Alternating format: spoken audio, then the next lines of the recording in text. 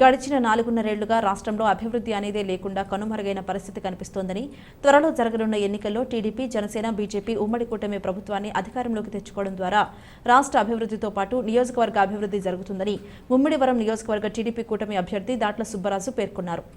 ముమ్మిడివరం నియోజకవర్గంలోని చెయ్యేరు గ్రామంలో మంగళవారం ఎమ్మెల్యే అభ్యర్థి దాట్ల సుబ్బరాజు ఎన్నికల ప్రచారం నిర్వహించారు.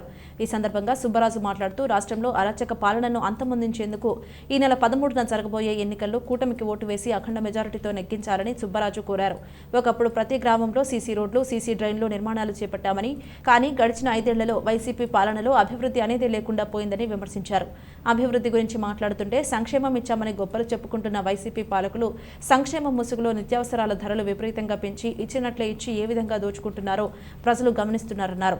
మద్యపాన నిషేధం చేస్తానని నమ్మపలికి నకిలీ మద్యంను ప్రభుత్వ దుకాణాల్లోనే అధిక రేట్లకు అమ్మి పేదల ఆరోగ్యంతో పాటు ఆర్థికంగా కూడా నడ్డివిరుస్తున్న ఈ అరాచక ముఖ్యమంత్రిని గద్దెదింపేందుకు అంతా ముందుకు కదలాలన్నారు. ముమ్మిడివరం నియోజకవర్గంలో శివారు ప్రాంతాల్లో ప్రజలు అనేక సమస్యలతో తీవ్ర ఇబ్బందులు పడుతున్నారని, కూటమి ప్రభుత్వం అధికారంలోకి వచ్చిన వెంటనే నియోజకవర్గంలో అన్ని సమస్యలు పరిష్కరించేందుకు కృషి చేస్తానని హామీ ఇచ్చారు. కేవలం కార్పొరేషన్ పదవులు ఇచ్చి దానికి ఎటువంటి నిధులు సమకూర్చని ఈ ప్రభుత్వానికి వచ్చే ఎన్నికల్లో ఓటు ద్వారా తగిన బుద్ధి చెప్పాలన్నారు.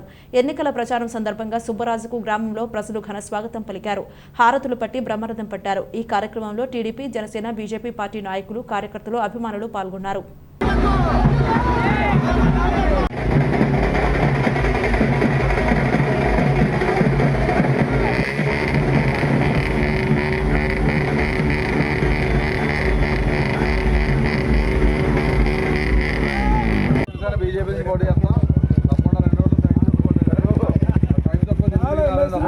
అదే